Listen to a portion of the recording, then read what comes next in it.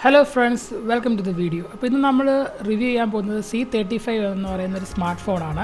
Realme എന്ന് പറയുന്ന ഒരു ബ്രാൻഡിൻ്റെ മോഡലാണ് C35. അപ്പോൾ ഈ ഒരു ഫോൺ വളരെ ബഡ്ജറ്റ് ഫ്രണ്ട്ലി ആയിട്ടുള്ളൊരു ഫോണാണ്. നമുക്കൊരു ബിഗിനർ ലെവലിലൊക്കെ എടുക്കാൻ പറ്റിയ ഒരു ഫോണാണ്. ഏകദേശം ഒരു 12,000 രൂപ അടുപ്പിച്ച് ഇതിന് വില വരുന്നുണ്ട്. ഞാൻ എടുത്തിരിക്കുന്ന ഒരു വേരിയൻ്റ് എന്ന് പറയുന്നത് 128 GB ആണ്, 4 GB RAM വരുന്നത്. അപ്പോൾ ഈ ഒരു ഫോണിൻ്റെ വിശേഷങ്ങളും അൺബോക്സിങ്ങുമാണ് ഇന്ന് നിങ്ങൾ ഈ വീഡിയോയിൽ കാണാൻ പോകുന്നത്.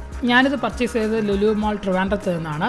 എനിക്കിത് ഏകദേശം 12,999 രൂപ, ഏകദേശം 13,000 റുപ്പീസാണ് ആയിട്ടുള്ളത്. പല പ്രൈസായിരിക്കും പല സൈറ്റുകളിൽ. അപ്പോൾ നിങ്ങളതൊക്കെ നോക്കി മേടിക്കുക. അപ്പോൾ നമുക്ക് നേരെ അൺബോക്സിങ്ങിലേക്ക് വരാം. നമ്മളിപ്പോൾ ഫസ്റ്റ് ബോക്സ് ഓപ്പൺ ചെയ്യുമ്പോൾ ഒരു മഞ്ഞ കളറുള്ള ഒരു ബോക്സാണ് നമുക്ക് കിട്ടുന്നത്. എല്ലാ മൊബൈൽ ഫോണിലും ഉള്ളതുപോലത്തെ ഇൻഫർമേഷൻ അടങ്ങിയ കുറേ കൂപ്പൺസും കാര്യങ്ങളൊക്കെ ഉണ്ട്. അതിൻ്റെ കൂടെ തന്നെ നമുക്കൊരു സിം ഇജക്റ്റിംഗ് ടൂളും വരുന്നുണ്ട്.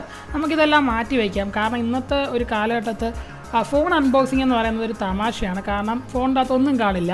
ബട്ട് നമ്മുടെ ഈ റിയൽമി നമുക്കൊരു ചാർജർ ഇവിടെ പ്രൊവൈഡ് ചെയ്യുന്നുണ്ട്. അൺഫോർച്ചുനേറ്റ്ലി നമുക്കൊരു ഹെഡ്സെറ്റ് ഇവിടെ വരുന്നില്ല.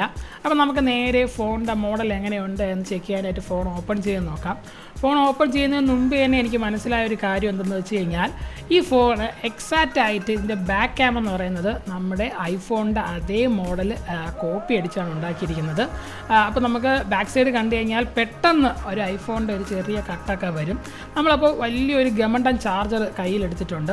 അപ്പോൾ ഈ ചാർജർ ഇതിൻ്റെ അകത്ത് ഇൻക്ലൂഡ് ചെയ്തിരിക്കുന്നത് വളരെ നല്ലൊരു കാര്യം തന്നെയാണ്. നമുക്കറിയാം ഇപ്പോൾ പല ഫോണുകളും ചാർജർ എടുത്ത് കളഞ്ഞുകൊണ്ടിരിക്കുകയാണ്. അപ്പോൾ ഈ ഗമണ്ടൻ ചാർജറിൻ്റെ ഔട്ട്പുട്ട് വരുന്നത് 5 volt 2 ampere or 9 volt 2 ampere ആണ്.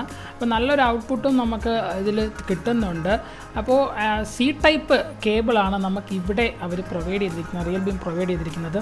അതും ഒരു നല്ലൊരു ഓപ്ഷൻ തന്നെയാണ് നമുക്ക് കിട്ടിയിരിക്കുന്നതെന്ന് പറയാം. ഓക്കെ ഫ്രണ്ട്സ്, അപ്പോൾ നമ്മളിവിടെ ഫസ്റ്റ് സെറ്റപ്പ് എല്ലാം സെറ്റ് ചെയ്ത് എല്ലാം കംപ്ലീറ്റ് ചെയ്തിട്ടുണ്ട്. കാരണം അതൊക്കെ കാണിച്ച് നിങ്ങളെ ബോറടിപ്പിക്കാൻ ആഗ്രഹിക്കുന്നില്ല. ഇനി നമ്മൾ നേരെ പോകുന്നതിൻ്റെ ഫിംഗർ പ്രിൻറ്റ് സ്കാനറിൻ്റെ ഒരു എഫിഷ്യൻസി ചെക്ക് ചെയ്യാൻ വേണ്ടിയാണ്. വളരെ ഫാസ്റ്റായിട്ട് തന്നെ ഫിംഗർ പ്രിൻ്റൊക്കെ സ്കാൻ ആവുന്നുണ്ട്.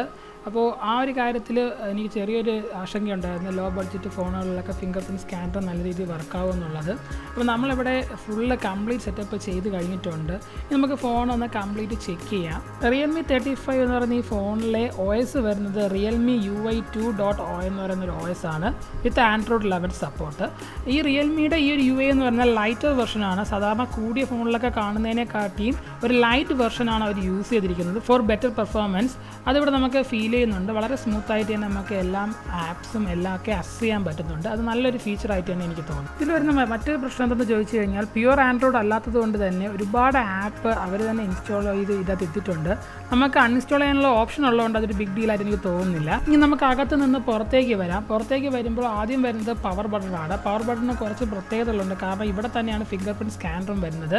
ഇതിൻ്റെ എഡ്ജസ് എന്ന് പറയുന്നത് റൗണ്ട് ഷേപ്പിലാണ് വരുന്നത്. കാണാൻ നല്ല ലുക്ക് തന്നെയാണ് ഈ ഫോണിന് സമ്മാനിക്കുന്നത്. പിന്നെ ഇതിൻ്റെ സൈഡിലേക്ക് വരാൻ നേരത്ത് ഒരു വോളിയം ഫോക്കസ് ബട്ടൺ, 2 ബട്ടൺസ് വരുന്നുണ്ട്. നമുക്ക് എടുത്തു പറയേണ്ട മറ്റൊരു കാര്യമാണ് ഒരു ഓഡിയോ ജാക്ക് വരുന്നുള്ളത്. ടൈപ്പ് C ചാർജിങ് പോർട്ടും സ്പീക്കറും വരുന്നുണ്ട്. പിന്നെ പിറകിലേക്ക് വരാൻ നേരത്ത് ഞാൻ ആദ്യം സൂചിപ്പിച്ചതുപോലെ തന്നെ നല്ല കിടിലം ക്യാമറ മൊഡ്യൂളാണ് വരുന്നത്. ബിക്കോസ് ഐഫോണിന് സമാന്തരമായ ഒരു മോഡൽ തന്നെയാണ് റിയൽമി ഇവിടെ ചൂസ് ചെയ്തിരിക്കുന്നത്. ഐഫോണിൽ നിന്ന് അടിച്ചു മാറ്റി എന്ന് വേണമെങ്കിൽ നമുക്ക് പറയാം. സോ ഓവറോൾ പറയുകയാണെങ്കിൽ ഇതിൻ്റെ ഒരു മോഡൽ എനിക്ക് പക്കയായിട്ട് ഇഷ്ടപ്പെട്ടിട്ടുണ്ട്. ഇനി നമുക്ക് നേരെ ഇതിൻ്റെ ബ്രൈറ്റ്നസ്സും ഇതിൻ്റെ ഡിസ്പ്ലേ ക്വാളിറ്റിയും അങ്ങനെയുള്ള മേഖലയിലേക്ക് വരാം. ഈ ഒരു ഫോണിൻ്റെ ഡിസ്പ്ലേ വരുന്നത് IPS LCD ഡിസ്പ്ലേ ആണ് വരുന്നത്. ഇതിൻ്റെ ഒരു ബ്രൈറ്റ്നസ് ലെവൽ വരുന്നത് 480 നിറ്റ്സ് തൊട്ട് 600 നിറ്റ്സ് വരെയാണ് വരുന്നത്. മൊത്തം 6.6 ഇഞ്ചസ് ആണ് വരുന്നത്. ഇതിൻ്റെ പ്രൊട്ടക്ഷൻ വരുന്നത് പാണ്ട ഗ്ലാസ് എന്ന് പറയുന്ന ഗ്ലാസ് ആണ്. സാധാരണ നമ്മൾ ഗൊറില്ല ഗ്ലാസ് ഒക്കെ പറയും പോലെ തന്നെയാണ് ഈ ഒരു പാണ്ട ഗ്ലാസ് എന്നും പറയുന്നത്. അത്യാവശ്യം നല്ല രീതിയിലൊരു പ്രൊട്ടക്ഷൻ ഈ ഒരു ഗ്ലാസ് തരുന്നുണ്ട്. ഇനി അടുത്തെടുത്ത് പറയേണ്ട ഒരു പ്രധാനപ്പെട്ട കാര്യം ഇതിൻ്റെ സ്ലിം സ്ലോട്ടാണ്. നിങ്ങൾ കാണുമ്പോൾ തന്നെ മനസ്സിലായി കാണും. 2 സിമ്മും അതോടൊപ്പം തന്നെ ഒരു SD കാർഡ് നമുക്ക് ഒരുമിച്ചിടാൻ പറ്റും. അപ്പോൾ ഇങ്ങനെ ഇടാൻ നേരത്തെ ഈ ഫോണ് എത്രത്തോളം പെർഫോമൻസ് നൽകുന്നുണ്ട് എന്നുള്ള കാര്യത്തിൽ എനിക്കൊരു ചെറിയ ഡൗട്ട് ഉണ്ടായിരുന്നു. അതാണ് ഞാനിവിടെ ചെക്ക് ചെയ്ത് നോക്കിയത്. ഏകദേശം ഞാനിവിടെ ചെക്ക് ചെയ്യുമ്പോൾ യാതൊരുവിധ ഡിലേയോ അല്ലെങ്കിൽ പ്രശ്നങ്ങളോ എനിക്കിവിടെ ഫീൽ ചെയ്യാൻ പറ്റുന്നില്ല. വളരെ സ്മൂത്തായിട്ട് സാധാരണ ഒരു ഹൈ എൻഡ് ഫോൺ എങ്ങനെ പെർഫോം ചെയ്യുന്നു അതുപോലെ തന്നെയാണ് ഇനിഷ്യലി ഇത് പെർഫോം ചെയ്യുന്നത്. ചിലപ്പോൾ ഭാവിയിൽ എന്തെങ്കിലും ഇഷ്യൂസ് വരാൻ സാധ്യതയുണ്ട്. അതുകൊണ്ട് തന്നെ ഇതിൻ്റെ ഒരു സെക്കൻഡ് വീഡിയോ ഞാൻ ഉറപ്പായിട്ടും ചെയ്യുന്നതാണ്. ഇതിൽ എന്തെങ്കിലും ഇഷ്യൂസ് ഉണ്ടെങ്കിൽ അതെന്തൊക്കെയാണെന്ന് ഞാൻ പഠിച്ച് ഒരു ലോങ് ടേം യൂസിന് ശേഷം ഈ ഒരു ഫോണിൻ്റെ ഫുൾ റിവ്യൂ ഞാൻ എൻ്റെ ഈ ചാനലിൽ ഇടുന്നതായിരിക്കും. അപ്പോൾ മറക്കാതെ സബ് അടിക്കുക, അതോടൊപ്പം തന്നെ ആ ബെൽ ബട്ടണും കൂടി ഒന്ന് എനേബിൾ ചെയ്തിടുക. അപ്പോൾ ഇവിടെ നമ്മൾ നോക്കാൻ നേരത്തെ SD കാർഡും സിമ്മും എല്ലാം പക്കയായിട്ട് വർക്ക് ആവുന്നുണ്ട്. യാതൊരു രീതിയിലുള്ള ലാഗോ അല്ലെങ്കിൽ മറ്റ് ഒരു തരത്തിലുള്ള ഇഷ്യൂസോ ഇവിടെ ഫീൽ ചെയ്യുന്നില്ല. ഫോണെന്ന് പറയുന്ന ഓവറോൾ എനിക്ക് ഇഷ്ടപ്പെട്ടു എന്ന് തന്നെ പറയാം. 4GB RAM വിത്ത് 128GB ROM, നല്ലൊരു കിടിലൻ ഫോൺ തന്നെയാണ് സ്റ്റാർട്ടിംഗ് ലെവലിൽ. ഈ ഒരു ഫോൺ ഒരിക്കലും ഞാനൊരു ഗെയിമറിന് റെക്കമെൻഡ് ചെയ്യില്ല. കാരണം ഇതിൻ്റെ ചിപ്സെറ്റ് അല്ലെങ്കിൽ പ്രോസസ്സർ വരുന്നത് Unisoc Tiger T616 എന്ന് പറയുന്ന ഒരു പ്രോസസ്സറാണ് വരുന്നത്. അത് ഗെയിമിങ്ങിന് പറ്റിയൊരു പ്രോസസ്സറായിട്ട് എനിക്ക് തോന്നുന്നില്ല. ബട്ട് നിങ്ങൾ മൾട്ടി ടാസ്ക് ചെയ്യുന്നു, നിങ്ങൾ നെറ്റ്ഫ്ലിക്സ് കാണുന്നു, നിങ്ങൾ സോഷ്യൽ മീഡിയയിലൊക്കെ ഫുൾ ടൈം ആക്റ്റീവായ ഒരാളാണെങ്കിൽ നിങ്ങൾക്ക് ഉറപ്പായിട്ടും ഈ ഒരു സെറ്റ് എടുക്കാവുന്നതാണ്. കാരണം ഇതിലൊരു SD കാർഡ് എക്സ്റ്റേണലായിട്ട് നമുക്ക് ഇടാൻ പറ്റും. കൂടാതെ ഒരു 128GB സപ്പോർട്ടും വരുന്നുണ്ട്. സോ നമുക്ക് നല്ല രീതിയിലുള്ള ഒരു മെമ്മറി കിട്ടുന്ന ഒരു ഫോൺ തന്നെയാണ് ഈ ഒരു ഫോൺ റിയൽമിയുടെ. സോ ഓവറോൾ ഈ ഒരു ഫോണിനെ പറ്റി പറയുകയാണെങ്കിൽ ഫസ്റ്റ് ഇംപ്രഷൻ എന്ന് പറയുന്നത് എൻ്റെ ബെസ്റ്റ് ഇംപ്രഷനായിട്ട് തന്നെ എനിക്ക് തോന്നിയിട്ടുണ്ട്.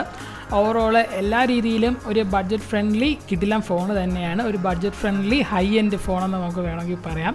ബഡ്ജറ്റ് വളരെ കുറവാണ്, പക്ഷേ സ്പെക്ക് വൈസ് കുറച്ച് മേലിൽ നിൽക്കുന്ന ഒരു ഫോൺ തന്നെയാണ് റിയൽമിയുടെ C35 എന്ന് പറയുന്ന ഈ ഫോൺ. ആൻഡ്രോയിഡ് 11 സപ്പോർട്ടും 4GB റാമും എക്സ്റ്റേണലായിട്ട് നമുക്കൊരു SD കാർഡ് ഇടാം എന്നുള്ളത് ഇതിൽ വളരെ വളരെ പ്രത്യേകം എടുത്തു പറയേണ്ട ഒരു സവിശേഷത തന്നെയാണ്. അപ്പോൾ നിങ്ങൾക്ക് ഈ ഫോണിൻ്റെ ഫുൾ ഡീറ്റെയിൽസ് ഞാൻ ഏകദേശം ഉള്ളതെല്ലാം ഇതിൻ്റെ അകത്ത് പറഞ്ഞു കഴിഞ്ഞിട്ടുണ്ട്. ഇനി എന്തെങ്കിലും ഞാൻ വിട്ടുപോയിട്ടുണ്ടോ എന്ന് എനിക്ക് അറിയില്ല. ഇനി ഒറ്റ കാര്യം കൂടെ പറഞ്ഞ് ഞാൻ ഈ ഒരു വീഡിയോ അവസാനിപ്പിക്കാൻ പോവുകയാണ്. ഇതിൻ്റെ ഡിസ്പ്ലേ തന്നെയാണ്. ഡിസ്പ്ലേ ഞാൻ വിചാരിച്ച അത്രയും മോശമല്ല. ഞാനൊരു ബേസ് മോഡൽ സെറ്റ് എന്ന നിലയിൽ ഡിസ്പ്ലേ വളരെ മോശമായിരിക്കും എന്നാണ് ഞാൻ വിചാരിച്ചത്. ബട്ട് ഇതിൻ്റെ ഡിസ്പ്ലേനെ നല്ല രീതിയിൽ ഞെട്ടിച്ച് കളഞ്ഞു. നല്ലൊരു ഹൈ ക്വാളിറ്റി ഡിസ്പ്ലേ തന്നെയാണ് റിയൽമി ഇവിടെ പ്രൊവൈഡ് ചെയ്തിരിക്കുന്നത്. ഒരു ഫുൾ HD+ ഡിസ്പ്ലേ ആണ് നമുക്കിവിടെ കിട്ടുന്നത്. നിങ്ങളിപ്പോൾ കാണുന്ന വീഡിയോ ഒക്കെ യൂട്യൂബിലൊക്കെ വീഡിയോ ഒക്കെ കാണാനായിട്ട് നല്ല രീതിയിൽ തന്നെ പറ്റും. യാതൊരു രീതിയിലുള്ള കുഴപ്പവും ഇതിൽ വരുന്നില്ല. സൗണ്ട് ക്വാളിറ്റിയും അത്യാവശ്യമുണ്ട്. ഒരു ഹൈ എൻഡ് ഫോണിൻ്റെ അത്രയൊന്നും സൗണ്ട് ക്വാളിറ്റിൻ്റെ അകത്ത് ഇല്ല. എന്നാൽ നമുക്ക് കേൾക്കാൻ പാകത്തിനുള്ള ഒരു സൗണ്ട് ക്വാളിറ്റിയൊക്കെ ഒരു പ്രൊവൈഡ് ചെയ്യുന്നുണ്ട്. ഓവറോൾ നോക്കുകയാണെങ്കിൽ ഈ ഫോൺ എനിക്ക് ഇഷ്ടപ്പെട്ടു. എനിക്ക് യാതൊരു രീതിയിലുള്ള കുറ്റവും പറയാനില്ല. ആകപ്പാടെയുള്ള ഒരേ ഒരു ഡൗട്ട് എന്ന് പറയുന്നത് പ്രോസസ്സറിലാണ്. ബട്ട് നമുക്കത് പോകെ കണ്ടെത്താം. അപ്പോൾ ഈ വീഡിയോ ഇഷ്ടപ്പെട്ടു എന്ന് വിശ്വസിക്കുന്നു. ഇഷ്ടപ്പെട്ടിട്ടുണ്ടെങ്കിൽ എന്താണ് ചെയ്യേണ്ടത് നിങ്ങൾക്ക് അറിയാലോ. Please support me. എന്നെ സപ്പോർട്ട് ചെയ്യേണ്ടത് നിങ്ങളുടെ ലൈക്കും ഷെയറും സബ്ബുമായിട്ടാണ്. അതോടൊപ്പം തന്നെ ബെൽ ബട്ടണും കൂടെ എനേബിൾ ചെയ്യാൻ മറക്കരുത്. മറ്റൊരു വീഡിയോയിൽ കാണുന്നവരെ it's me Nandu signing out.